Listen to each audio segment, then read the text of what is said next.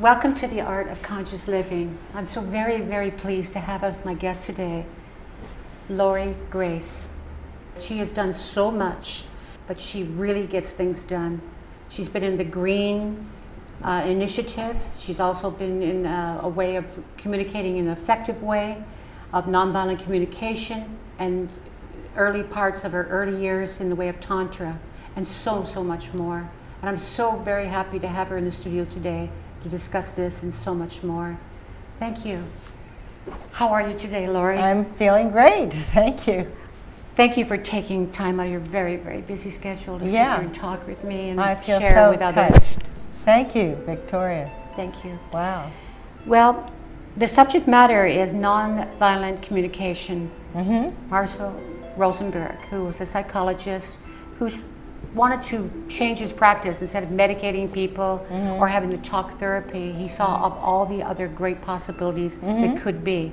He formed a system of measured results of nonviolent communication. That's true. Tell us about what you know of him on his early years of Well, living in he Detroit. grew up in a Jewish ghetto, actually, in Detroit, where it was also a mixed ghetto, and there was quite a lot of anti-Semitism and violence, and he really wanted to find a way to be more peaceful, and so he noticed the people that were able to diffuse fights, arguments, anger, and he noticed how they talked and how they reached out to people, and what they did, he began to study it. And then, over a period of time, he developed nonviolent communication, or compassionate communication, as it's also called, and he brought it out to people to share, and he has taken it all over the world to places that have suffered greatly from genocide and other forms of violence, and helped create peace, understanding, and communication. And it opens up a language of possibility. It opens up a way of seeing what is positive in the other person. What is alive in this other person, as opposed to carrying through with the anger and the negativity. It stops that right in its tracks and turns the whole thing around of taking responsibility and expressing needs. Yes, exactly. And what needs are is those are our desires, wants, preferences that are alive in us at any given moment. You know, and the best way to access them that helps us create a way of connecting is if I say it from a very general point of view, like, you know, I really have a need for understanding right now, or I have a need for caring or compassion, I have a need for freedom and independence, or I have a need for respect. And when we use these terms and talk in somewhat more general values, then anybody can understand it, because I know, Victoria, there have been times where you've had a need for empathy or for respect or for compassion, you know, and so you can reference that part of yourself when you listen to me or someone else coming from a place of stating these needs. So what I hear you saying is basically, this is one size fits all. Everybody can access this. Everybody can get benefits from it. Yeah, yeah. There's some puppets that you use, the Giraffe and the Jackal. Yes. And what is that all about? The Giraffe is the mascot of the nonviolent communication community, and the giraffe is a land animal with the largest heart on the planet. And the giraffe is also very tall and is able to see an overview. The giraffe also is able to defend its young with a sharp kick in the back of her hind legs, you know. And so the giraffe is the mascot because of having the largest heart. And the jackal, alternatively, represents a part of us that is more judgmental, attacking, critical, any part. So that's also a mascot on another level for our judgmental side. And so dialogues between the jackal and the giraffe can occur inside of us and with other people. So it's important to pay attention to where one is at any given moment. Are you speaking in the way of a giraffe, with great awareness, open-hearted, seeing the positive? Or are you tapped into the opposite of that, as you say, Right. the jackal? Right. The negativity, the contraction, the judgmental mind, the fixed view mind. And what is that going to bring if you're in the jackal mind? It's going to bring more of that. We all have capacities either direction.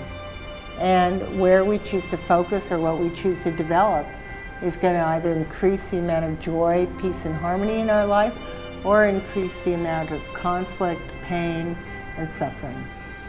I know you're very involved in the political arena and the Green Initiative, and you have a lovely story of how you turned around things and how the election and how this was actually in work of nonviolent communication.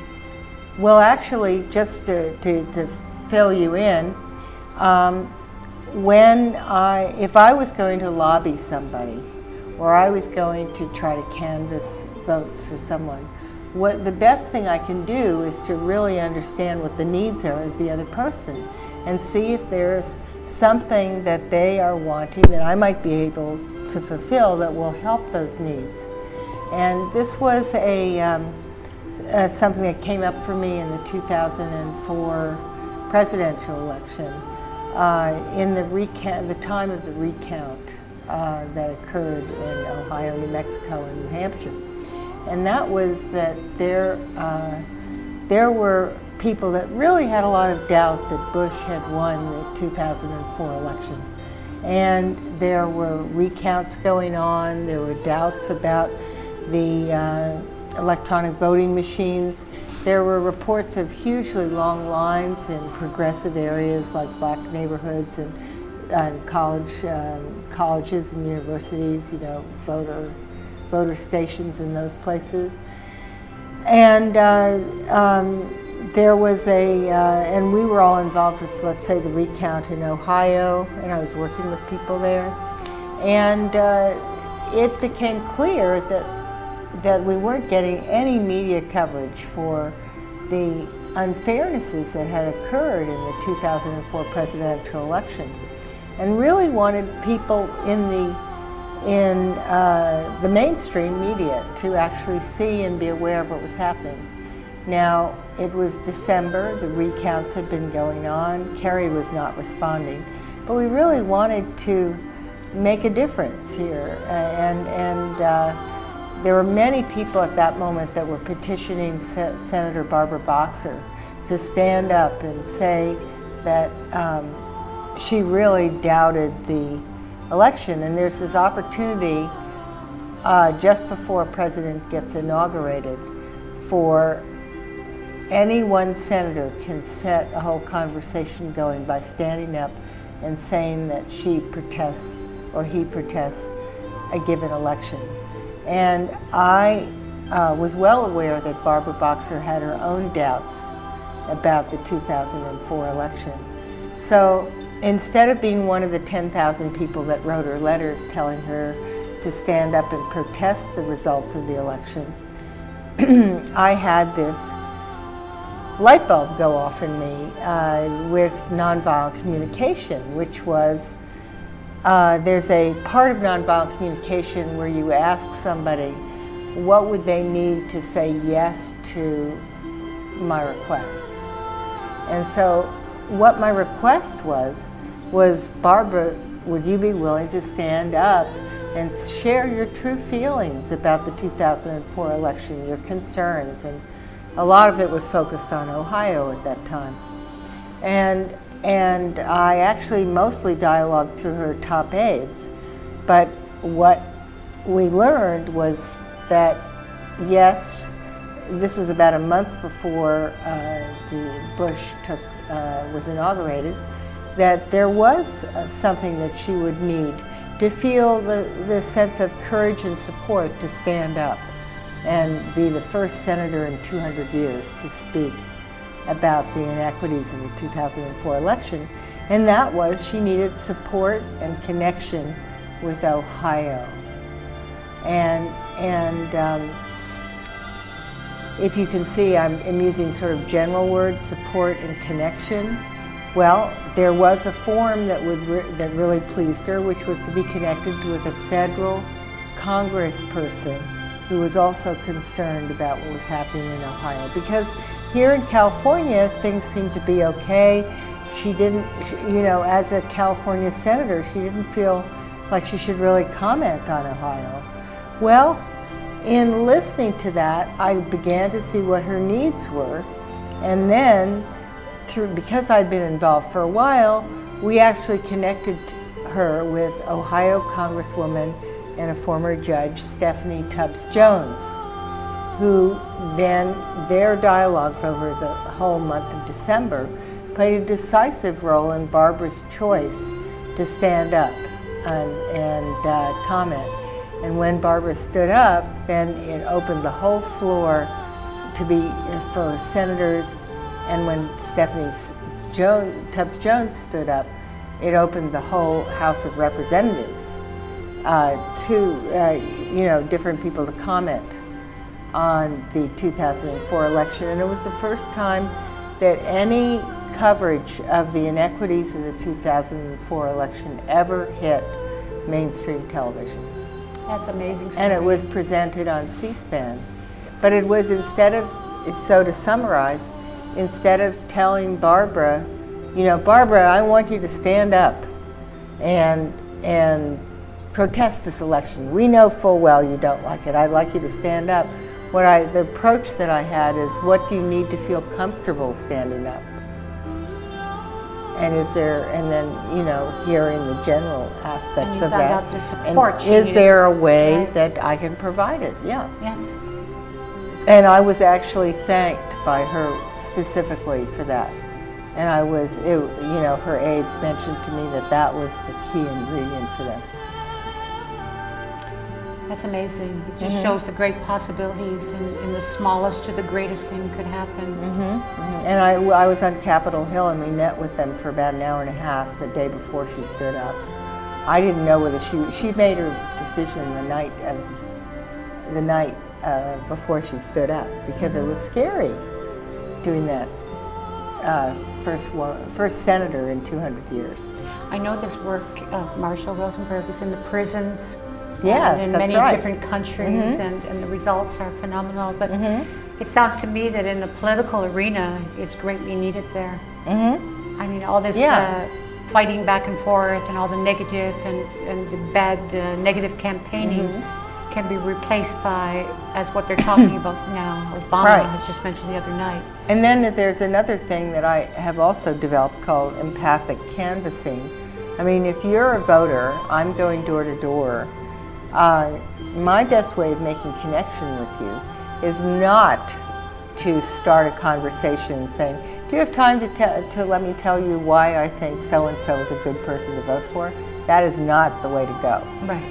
What's much better is to knock on the door and say, hi, you know, we're from whichever party, and we'd like to hear what your deepest concerns are for this upcoming year and this election, and to see if our candidate has something that can address your needs. Would you be willing to tell me about what your concerns are and what your hopes are for this coming year? And that would be a definite yes. This is where you listen to the other person. The person feels like they're being heard, that they matter. Yeah. Instead of somebody talking at them and trying to make them do something. You don't want anything from them. You're actually listening to them. And if there's something that my candidate can offer that person, great. I make a note of that. And if they're really, really different, I make a note of that too. And we get a better idea for the character of the neighborhood and for what people are really wanting there. Maybe there's a revision of things that occurs after a number of people go out. Or maybe, you know, it's just an awareness that this is not a great county for doing something in, or whatever. It sounds like you have many more doors open. So in other words, I don't remain attached to persuading you. Or the results. About my candidate.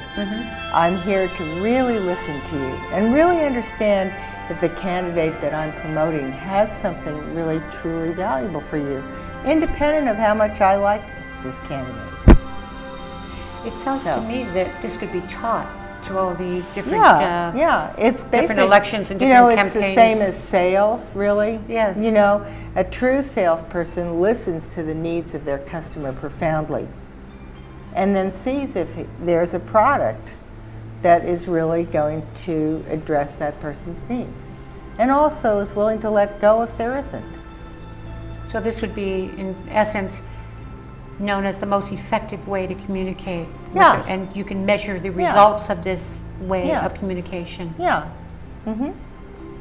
And just, you know, to let you know, yes, it's been useful in politics and in the environment. It's been profoundly useful for me in raising my own child and all the other foster children that I've had. It's profoundly useful with lovers. It can help create wonderful conversations to promote sexual intimacy and connection. And it's great talking to teenagers, and you know, it's you know, from the political realm where I've found a lot of ease and connection as a result of this, all the way to my home or the bedroom.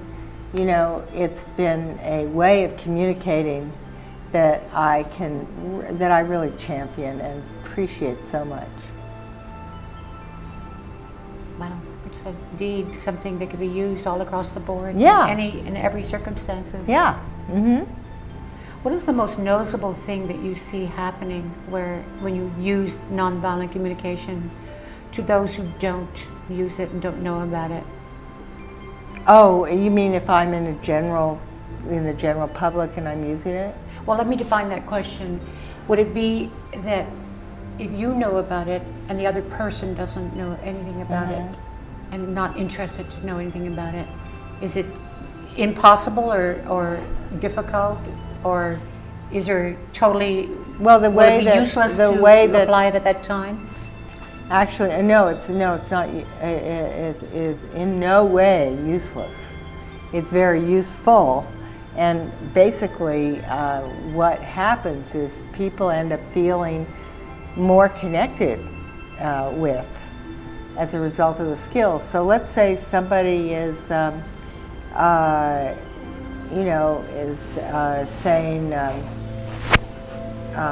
maybe somebody said to me, let's say,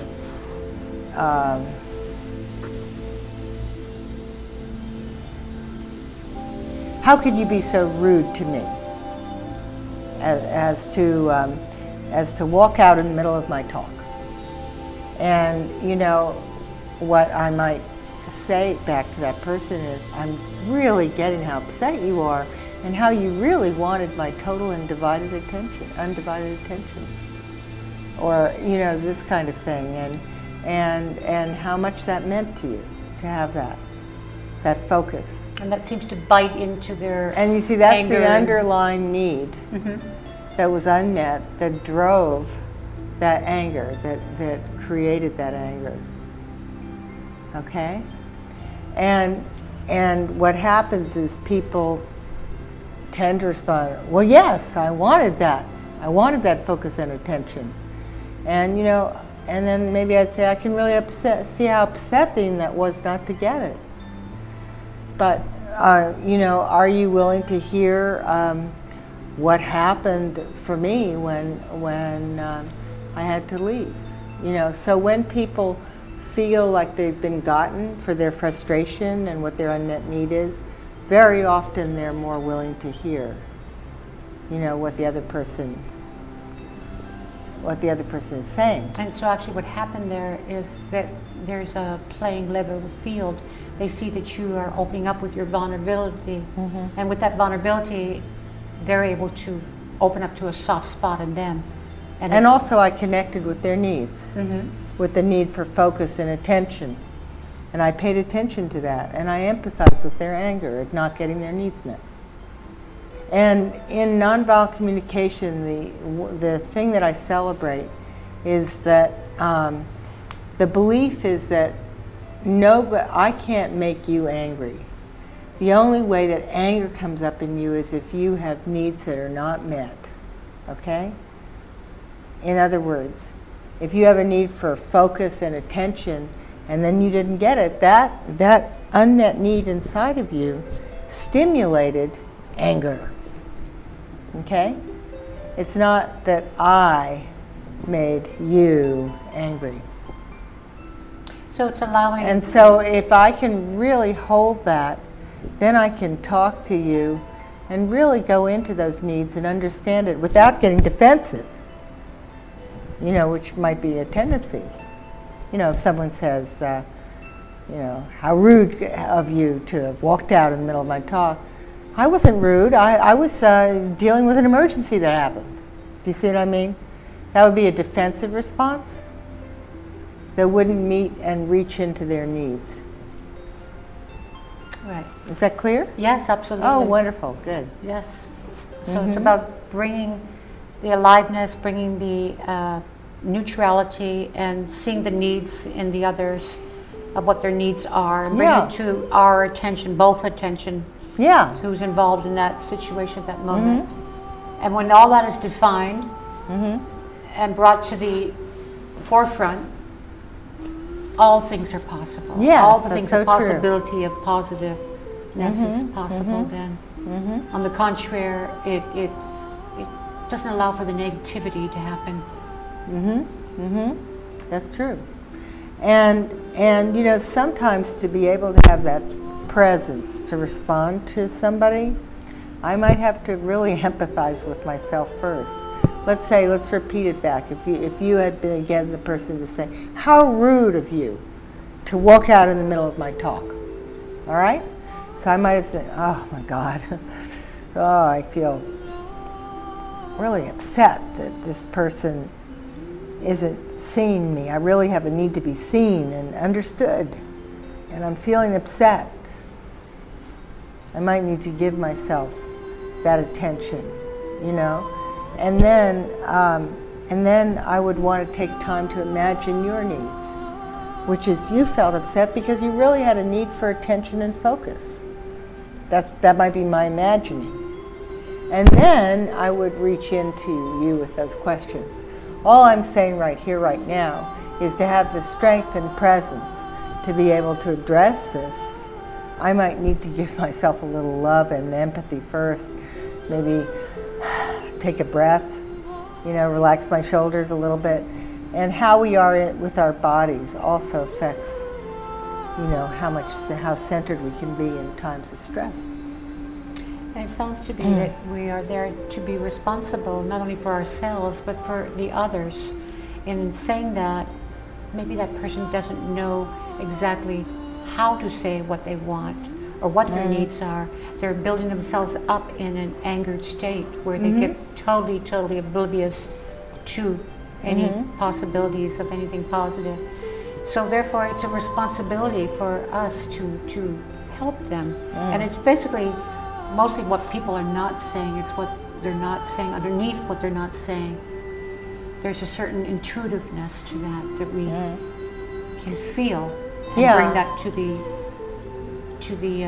attention and have a dialogue about that. So intuition definitely is important, and you know how I might phrase it is there's an opportunity here to reach in to understand you. Yes. You know? I do not want to take responsibility for your feelings, because your feelings are from your own needs. But there might be something I did that helped stimulate those feelings, helped stimulate. You know, so what I would look at is that this becomes an opportunity to reach into you, to understand you more. You know, as Marshall said, behind every angry retort, behind every criticism is a precious, unmet human need. It sounds to me that this would be so important if you're in the school system at one point, in the high school or in college level. That this could be offered as a course, and the world would be such a much better place, but also people would be much more intelligent and using much more of their possibility and potential. I could tell a story that happened with my son. if you wanted to see something around a teenager. Absolutely. And you know, he is 23 and beautiful right now and wonderful and has grown into such a leader. And at 14 he was still in some struggle and really trying to define who he was relative to his mother. And he did grow up as a mostly son of a single parent. Anyway, at 14, he and I had an agreement that we weren't going to talk. I don't talk to him in the morning early, okay? He was, I was confused whether he had stayed overnight one given day, and I was in the kitchen, and all of a sudden I see him there, and I said, "Oh, John, you're here, wow." And you know, it's 12:30 and just afternoon, and wow, you're here. And then all of a sudden I hear him saying, "Get out of my face," age 14. Now, the programming inside of myself said, "How dare you talk to your mother this way, right? How dare you be so disrespectful?" That would be what my parents would have said to me, okay? But no, what I did is I took a moment to empathize with myself. "Oh, I'm really feeling shocked," I said it to myself, and upset, and I'm really wanting some respect or some understanding. So that was my own empathy for myself, okay? And then said, now what is he wanting or needing? Well, he said, "Get out of my face." I'm guessing he needs some space. Well, I said, all right. So instead of just starting off with what the tapes were in my head and the attacks, I said instead to him, "Well, I can see you really want some space, and I'll give you some, but I want to talk to you later because how you talked to me didn't meet my need for respect." Now, when I first said, "I think you need some space," his response, "Well, yeah." And, you know, he said, "I thought we had an agreement that you don't talk to me early in the morning." And so there was a difference about what early in the morning was. 12:30 in the afternoon didn't mean early in the morning to me at all. Okay? But anyway, so I walked away having said that my need for respect wasn't met. And about a half an hour later, I feel these arms around me as I went to open up my computer, and I was feeling kind of sad, you know, about, oh my God, adolescence, and you know.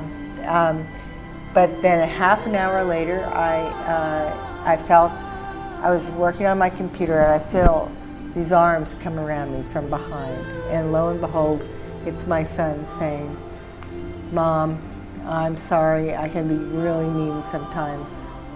And, you know, I can be such a," well, he used a word, you know, at times. And, you know, he basically wanted some forgiveness, and he had apologized. And what I found is whenever I could reach in and reach into his needs and my needs, throughout his adolescence, there was a resolution within a half an hour. And any time that I didn't, any time that I stayed with criticisms and attacks from me out to him or whatever, or anyway, what I found was that the thing only got worse. So this is something that people really need to stop and look at within their own families. Yeah. They're talking to their children, talking to their friends, talking to their husbands. It's basically, everybody is not looking at essentially the needs. They're getting lost in the emotions. Yeah. And the emotions take center stage. And in attacks, blame, criticism, you know, any number of things. And basically what had happened with my son and I was that there was a fundamental misunderstanding about what early morning was. Exactly. Yeah. And maybe his early morning was a little bit very later different. at that Yeah. one certain time. It Yeah. shifted. Yeah. Or maybe he just got to bed at 9 o'clock in the morning, Yeah. and he had and he was in his room listening to the radio or reading all night, and then he got to sleep at 9, and then he got out of bed at 12, and it's still early morning for him. Right, exactly. But it's not, basically, it seems to me that it was so effortless of what you did. Mm-hmm. But in that effortless action of what you were doing, It wasn't totally effortless because I had to give myself empathy, breathe, relax, and stop programmed reactions. Okay. Right. Well, that part. But the joy of the reconciliation added huge amounts of energy to me. But the effortless part I'm talking about is actually what you said to him. You said, "Well, we'll talk later," and you just kind of let it easy, and you let him know that this is not my idea of I need needs here, and this is my need of recognition at this moment. That was effortless to do, as opposed to the contrary of what I'm saying is what other people do, where they are the Jackal and they are actually bringing a lot of negativity, and that is not effortless at all. Well, it definitely creates a lot of karma, put it that way, and a lot to clean up. Yes, it becomes very negative. And pain. And painful. Yeah. And it's conflict and drama. That is not effortless at all. Right, that's true. Yeah. It's, the word I would have used is it's not nourishing, it's not peaceful, it's not life enhancing. It makes life painful and hard. It reduces life energy, and life doesn't seem as fun to live. Yes. How long have you been practicing nonviolent communication? I started getting involved with it in 1999. And by the time 1 year was over, I was really studying it extensively, and I really got excited about living it. And I found that I could use it first with people. Maybe I could use it with people who weren't even important to me. Like, we went on a trip to New Zealand, and I was using it with hotel people at the front desk or waiters, and I found all of a sudden the service I was getting was so much better, and that was because I was using it, to communicate. What were you using with the waiters? Well, instead of saying,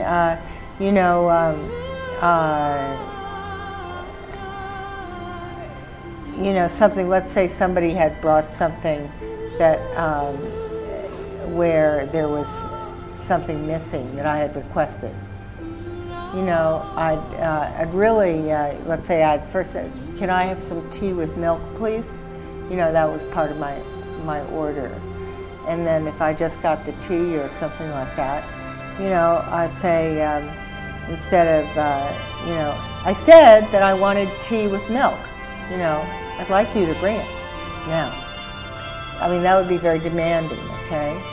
I might say something like, "Oh, I remember asking you for tea with milk, and if you could, here's my second reminder, if you could bring it, I would so appreciate it." And just different attitudes like that and ways of communicating create people serving joyfully in whatever way. So. All right, and just pausing to the openness of positiveness instead of inflicting more negativity, which criticism and blame, irritation, attacks, all of that. You can use this on road rage. We have a lot of road rage. Yeah. And basically, you're not going to get you into react to the other person. Mostly. Well, I might give myself empathy. Saying to myself, "Oh my God, I'm so angry, and I really want to get to where I want to go, and I almost lost my life doing this."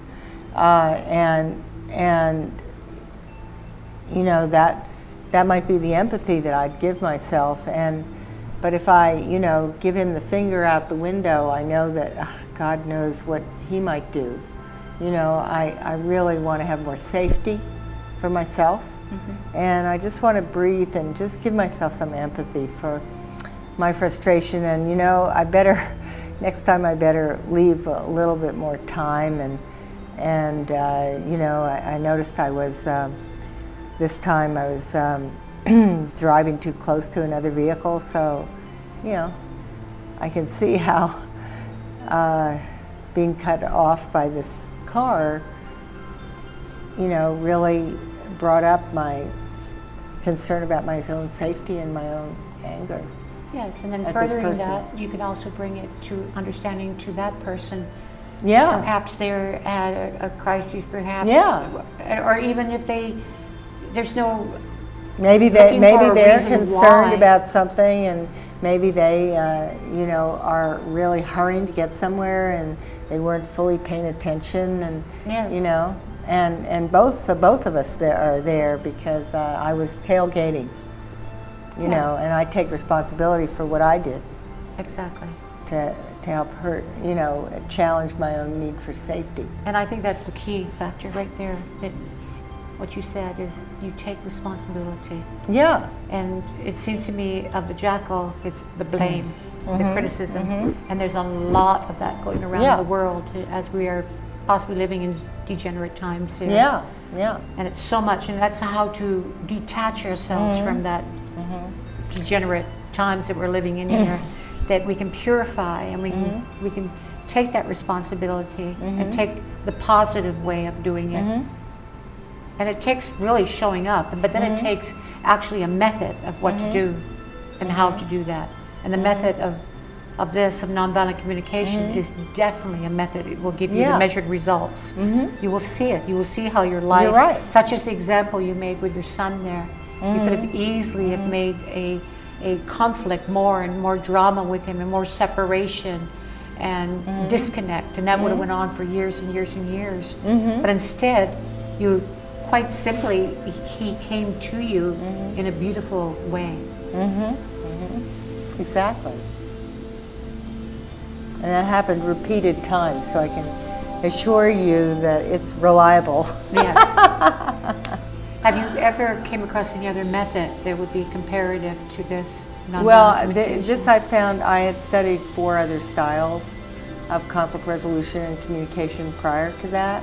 But to be honest, I found the style of Marshall Rosenberg and his compassionate communication the most complete, the easiest to learn and the easiest to teach. And of course, really learning to change my own habits and to make things, you know, much more automatic definitely has taken time. But what I did was I noticed the wins I had along the way. So the learning became fun. And I noticed the increased peace and harmony that I had with people. And then I got other people excited about learning also, and that magnified my experience. I mean, you can still have substantial peace and harmony when you reach out to people who have no training at all.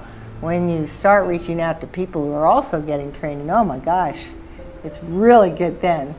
Meaning when 2 people are doing it if together. 2 people are studying this stuff, not even together, let's say they just are, you know, they've taken classes in it, and there's a place of connect that's really significant. Right.